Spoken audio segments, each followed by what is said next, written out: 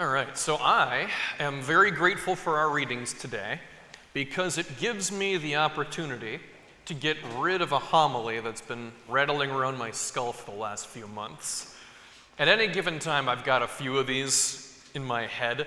They're things I want to talk about, things I want to say, but I need to wait for the appropriate readings to catch up with me. So as you might imagine, today it's a reflection on marriage, because we heard about marriage in all three of our readings today. So you might say that this is the most important thing I have to say about marriage that I wouldn't dare give at an actual wedding for fear of the bride strangling me halfway through. I made it through 4:30 Mass. We'll see how far I make it today. And specifically, this is my reaction to the wisdom that we occasionally stumble upon while watching Netflix. Specifically, I was watching a stand-up comedy special by Mike Birbiglia, a comedian I very much enjoy. And the comedy special was called My Girlfriend's Boyfriend. And it's all about the frustrations and failures of the romance of his life. Kind of a dark topic for comedy, but hey, what can you do? And he starts off, right off the bat, he says, I do not believe in marriage. And he said, it's not that I think marriage is wrong for me. He says he doesn't think anybody should get married. If a friend gets engaged, he will take him to the bar and try to talk him out of it. That's how strongly he feels about this. And after he said that, he went back and kind of tried to explain how he got to that point. He explained his dating woes as a teenager when, he met a girl that he liked and thought that she liked him until she brought him, for some purpose, to her house and brought her boyfriend along with her. So hence the title, My Girlfriend's Boyfriend. And he said, he just felt so worthless and used and cheap in that moment where he realized he was just kind of being strung along for one reason or another. So he continues on with his stories about as the years go by, he meets a woman by the name of Jenny, and he does, in fact, fall in love with her. But he is still closed to the idea of marrying her, in spite of how he feels about her. Well, about a little more than halfway through the comedy special, they get in a fight. Their relationship, it's on and off. They get in a fight. It starts the same way any of these fights start, I suppose. But it reaches the point where she asked him point blank, well then, why don't you believe in marriage? And of course, it's a fight, so tensions are high, voices are raised, and oh boy, did he give her the full answer. And he goes, why don't I believe in marriage? Well, and he gave her 4 reasons. One, he goes, well, it's an archaic institution based on the exchange of property in the Middle Ages, and I don't want to be a part of that. 2, I don't think we have a common cultural understanding for what marriage is in the first place. 3, if I love somebody, why do I need a government contract to prove it? And 4, if marriage is religious, then shouldn't I believe in the religion that people are getting married into? Way too many of my friends were faking it and invited me to a church that they in no way valued or cared about because they wanted to get married in a big fancy building, and that's absurd. So he rants on all of that, and I hit the pause button. And I sat back and I thought about what I had just heard.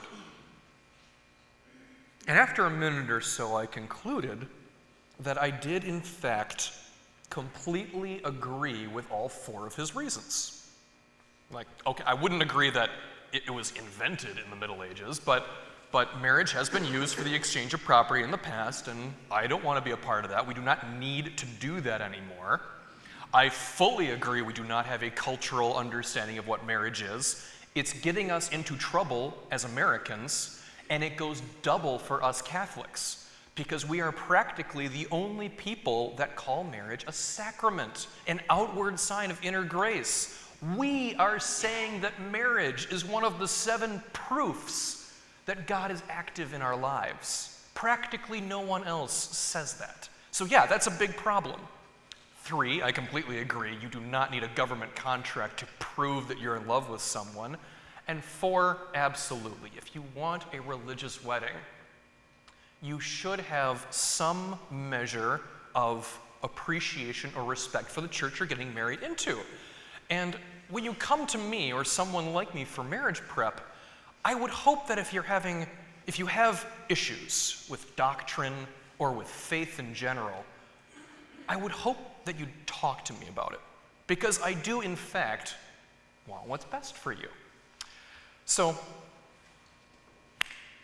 I gathered up those thoughts, and I realized that the only difference between me and Mike Birbiglia were our ultimate reactions and conclusions. He observed all these things, and he concluded that marriage is a hopeless endeavor, a bundle of bad reasons for a naive decision.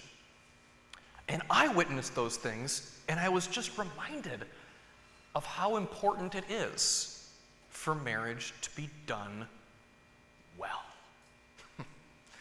It's got to be done well, because for all of the potential problems along the way, there is a core element of nobility and goodness in marriage that is available for anyone who aspires to it. So, I hit the play button again. And then after his rant, Jenny just goes to him, well, if you ever did want to get married, I'd marry you.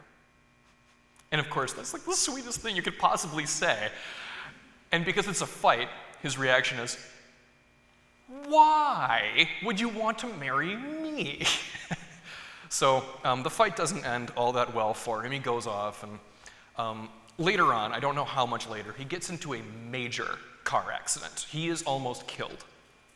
And although he is physically unharmed, he is a mental and emotional wreck.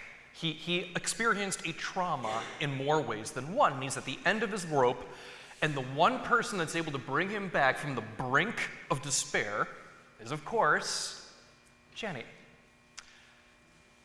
And when the dust settled, they went to the courthouse, and they got married.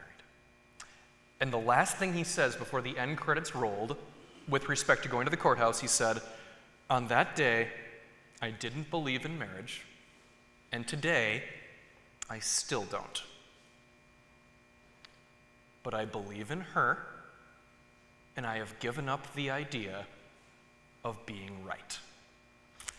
And at that moment, I literally jumped up from my couch and said, yes! And amen, amen, I say to you, at that moment, I wanted nothing more than to jump into my TV screen and give that poor guy a hug. Because I was so proud of him at that moment, because for all that he went through, for all of the pain he experienced, he did, in fact, get there in the end. He did, in fact, grasp that essential component that makes marriage real and genuine, that belief in another against all odds. And if he complains and whines about the institution of marriage for the rest of his life, he nevertheless did grasp the core concept, even if he can't admit it to himself. Now, I don't actually recommend that journey for any of you here, because we're talking about a person with no substantial faith about him, who took half a lifetime to get to that essential truth by the long, scenic, and often painful way. And I promise you, there is a better way than that. You do not need a brush with death in order to appreciate the utter preciousness of the person in front of you, the person that matters the most to you. How you do that? I don't have any practical advice for you. I am, after all, unmarried. But my marital status notwithstanding, I do believe that marriage is worth defending, protecting, and encouraging. I know it's not easy. I know that there are plenty of bad reasons to get married.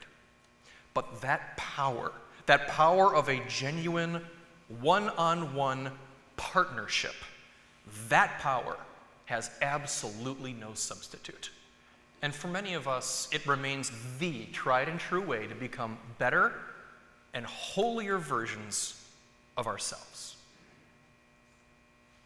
And I can only hope that you see the value in marriage that I see, for those around you, as well as for yourselves.